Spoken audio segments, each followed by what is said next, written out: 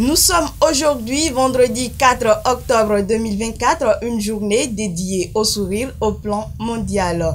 Mesdames, Messieurs, bonjour et bienvenue sur votre émission Décryptage. Comme à l'accoutumée, cette émission sera co-animée plutôt et nous allons vous mettre au parfum de ce qui fait l'actualité en cette fin de semaine. Nous allons vous tenir en haleine avec la une des journaux, le bulletin d'information, sans oublier la page sportive. Alors, je ne suis pas seule sur ce plateau, je suis accompagnée de Mathieu Midengoï, Merveille Hundjo et Ulrich Roussa. Et je reviens à mes chers co-animateurs, j'ai à ma gauche Mathieu Midengoï et à ma droite Merveille Hundjo. Alors, Mathieu, bonjour. Bonjour à vous, Dorcas Orisha. Vous avez dit dans vos propos liminaires qu'aujourd'hui c'est une journée dédiée au sourire. Hein? Exactement. Sourions la vie et la vie va nous sourire. Bonjour à vous. Bonjour à vous également, Mathieu. Merci également à vous. Alors, je reviens à ma droite, Merveille Hundjo. Recevez mes chaleureuses salutations. Bonjour Dorcas, comment vous allez? Je me porte à merveille et de votre côté aussi. À merveille aussi. Alors, merci à vous. Nous allons vous revenir, chers téléspectateurs, après cette courte pause.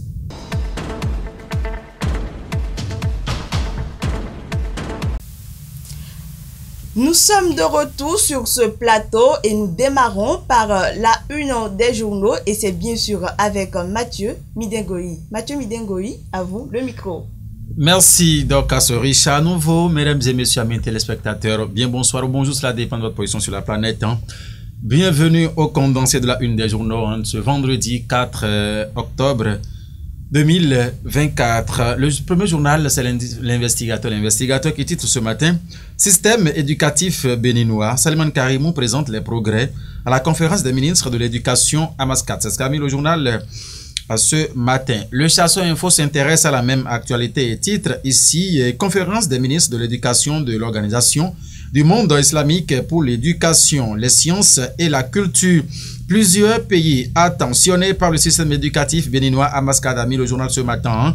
Le ministre Salman Karimou décroche une activité majeure de l'ICESCO pour le Bénin, a mis le journal ce matin. Et à l'oreille droite du journal Le Chasseur Info. Aujourd'hui, il rend hommage à Joseph Adiado Ebo, inhumé le samedi 5 octobre à Porto Novo, décédé le 16 août dernier.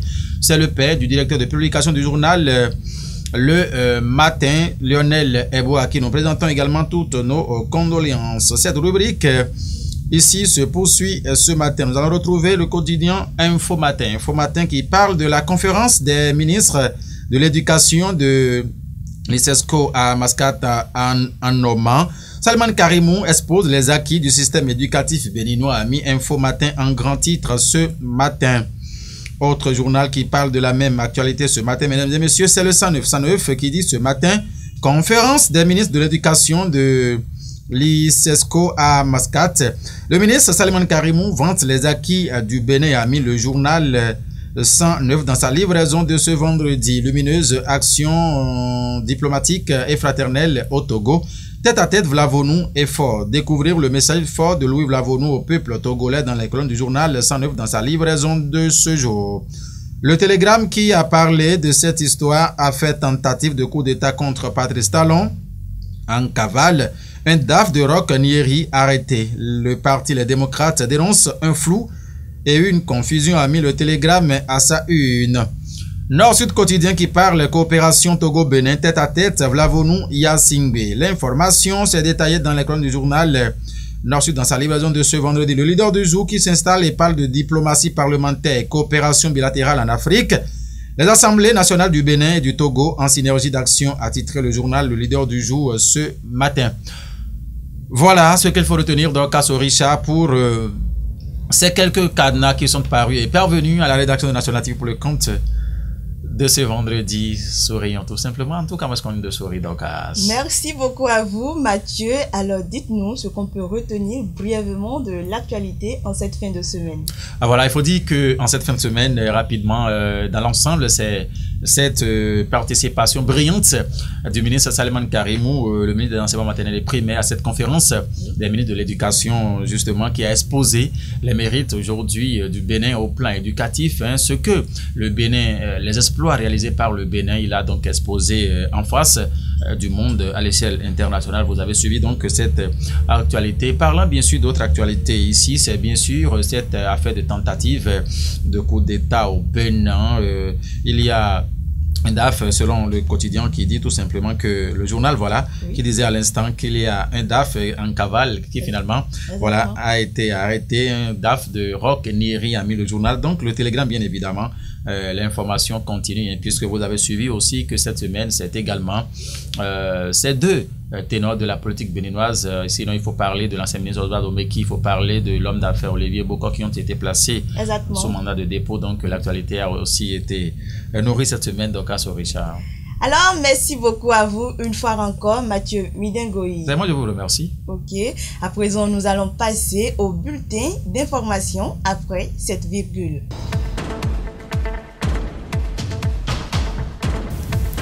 Merveille Hunjo, vous êtes déjà installé très confortablement. Le bulletin d'information, c'est avec vous.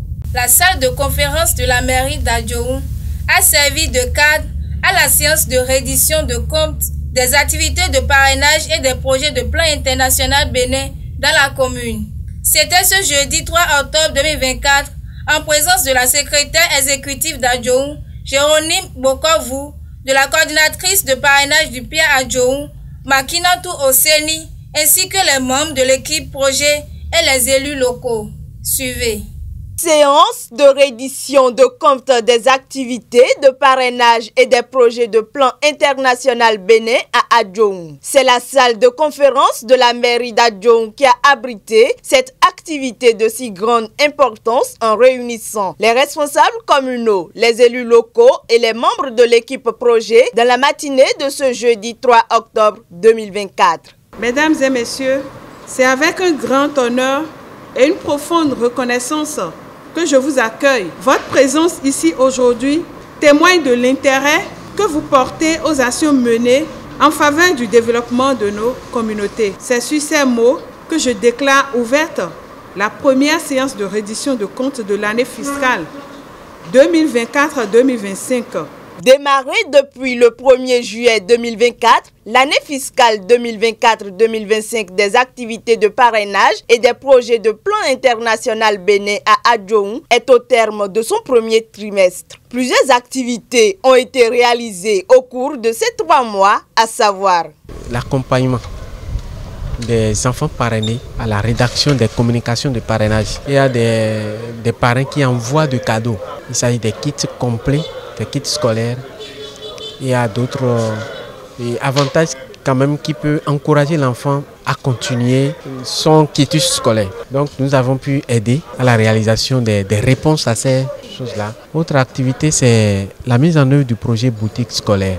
Nous avions approvisionné ces boutiques en fourniture pour leur permettre la réouverture de ces boutiques. Autre activité, c'est l'animation des clubs d'enfants. Tout ça là, toutes ces activités planifiées ont été réalisées à 100% au cours du trimestre. Cette séance instaurée est un outil de gestion qui permet d'évaluer le cadre de performance des activités, d'évaluer les indicateurs, de faire le point de la mise en œuvre des recommandations antérieures afin d'améliorer les performances au profit du développement des communautés. Nous savons que Plan œuvre pour le bien-être des enfants et se bat bec et ongle pour l'avenir des filles, au point où notre stratégie qui va prendre fin en 2028 l'a dit, toutes les filles fortes et engagées pour transformer le monde. Plan international Bénin appuie financièrement et techniquement pour le développement et la promotion des droits de l'enfant et la protection des jeunes. Au cours de la séance, il est passé au peigne fin les réalisations en matière de parrainage accompagnées de la présentation des différents projets mis en œuvre. S'en est suivi la formulation de nouvelles recommandations qui vont permettre d'apprécier l'impact de ces actions sur le terrain et d'atteindre l'objectif préalablement fixé. Rappelons que Plan International Bénin est une organisation humanitaire indépendante spécialisée dans la défense des droits des enfants et qui agit pour que les enfants soient informés, confiants et capables de prendre des décisions concernant leur avenir. C'est au détour d'une déclaration solennelle lue par le député Mathias Akowanou, alias Akoma, que toutes les coordinations du bloc républicain de la 20e circonscription électorale ont apporté leur soutien au chef de l'État, le président Patrice Talon, dans cette affaire d'atteinte à la sûreté de l'État. C'était à la maison des jeunes d'Akwa-Missérété où sont venus très nombreux les coordonnateurs de toutes les communes de la 20e circonscription électorale et autres militants BR. Suivez.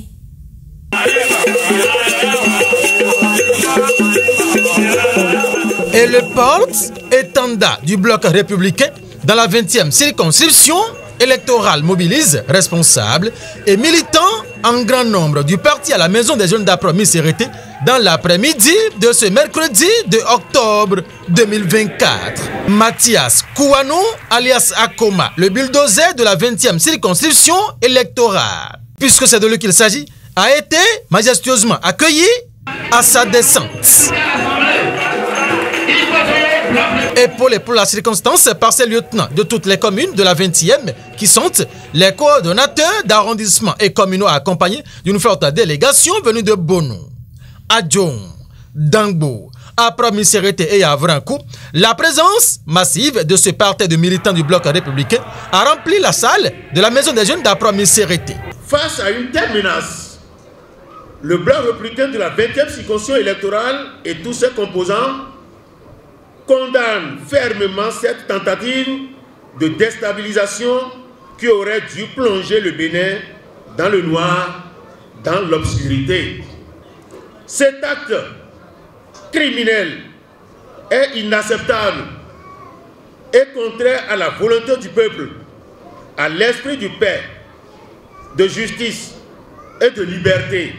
La démocratie béninoise est chèrement acquise au prix de lourds efforts consentis et nous avons l'obligation de la préserver.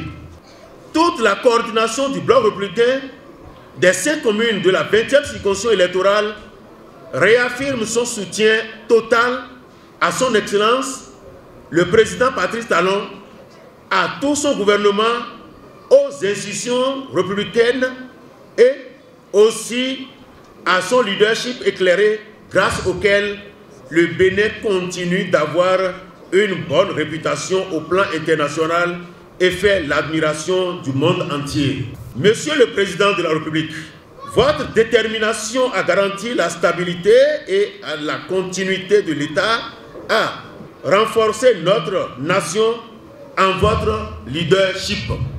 Vous avez su faire preuve de courage et de sagesse face à cette épreuve et pour cela, nous vous exprimons notre plus grande gratitude. Nous saluons également la bravoure et la stratégie de nos forces de défense et de sécurité qui ont pu déjouer avec professionnalisme cette tentative de coup d'État pour protéger la République et préserver l'ordre constitutionnel. Que le ciel, la terre et les membres de nos ancêtres protègent la République du Bénin et son président. Ensemble, levons-nous comme un seul homme pour la protection de notre démocratie et pour la construction de notre pays. Cet engagement renouvelé du bloc républicain aux côtés du chef de l'État, son Excellence, le président Patrice Talon, vient confirmer une fois encore la crédibilité, la fidélité et le sérieux des dirigeants au niveau du Parti pour le développement du pays que prend le président Patrice Talon depuis son avènement au sommet de l'État. Mathias Kouanou alias Sakoma a fini exhorté les siens de la 20e circonscription électorale au calme.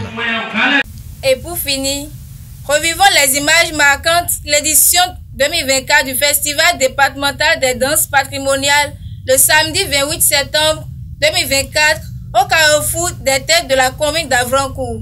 Une initiative de la direction départementale du tourisme, de la culture et des arts de l'Ouémé Plateau avec à la tête Gildas César Godonou. Suivez.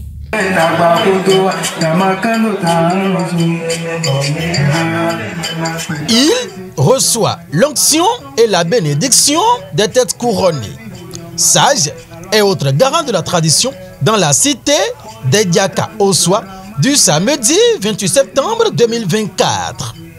Il s'agit de Gildas César Godonou, directeur départemental du tourisme, de la culture et des arts de l'Ouémé Plateau, à l'occasion de ce festival consacré aux danses patrimoniales, frappé de plein fouet par le vent de la modernisation.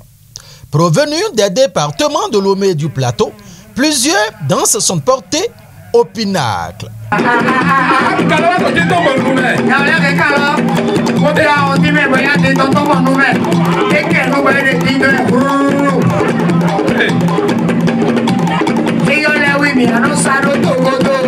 Le constat fait dénote de ce qu'il y a des pans de notre patrimoine qui sont menacés de disparition.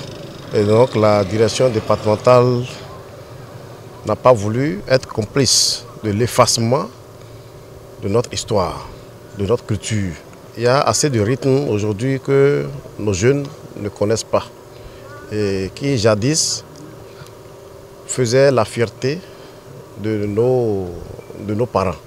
Des rythmes autour desquels nos grands-parents se réunissaient, soit pour des cérémonies culturelles ou culturelles, soit pour des manifestations festives, lesquels rythmes ne sont plus aujourd'hui pratiqués. Variété de prestations qui réjouit à plus d'un titre les personnalités religieuses et politiques de l'Ouémé du Plateau venues de divers horizons à ce festival au carrefour des fêtes à Avrancourt. Ce que nous avons vu les filles faire ici, c'est la preuve que nous devons résumer les danses qui sont vraiment en disparition dans notre pays.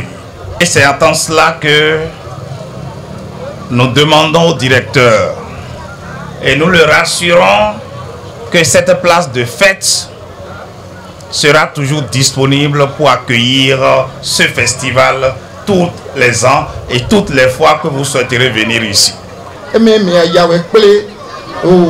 Tête couronnée les caca gaye mais mina donne tomber bena zewe daga beto ina vunu toli to eme aze wiwaye do babai to vivede wa into Benin Togo jo ne do holu to bazan mena ko to me ko ache mau to ko fifani bio ko to mena mena bi asukwa siko be ni bio yime te mi wande yo do Avrancourt nous jonne no fi. Les richesses culturelles dont regorge le Bénin ne doivent pas être abandonnées et c'est à cela que travaille la direction départementale du tourisme, de la culture et des arts de l'Ouémé du Plateau avec à sa tête Gildas César Godonou pour leur revalorisation et leur promotion afin de laisser un héritage bien vivant à la génération future. C'est tout pour le bulletin d'information d'Ocas. Alors, merci Merveille Hunjo. On sent que le week-end s'active petitement de votre côté. Oui. Voilà, c'est bien. Alors, n'oubliez pas de nous inviter et d'inviter aussi nos chers téléspectateurs. D'accord. Alors, chers téléspectateurs, la dernière partie de votre émission Décryptage s'installe après cet instant.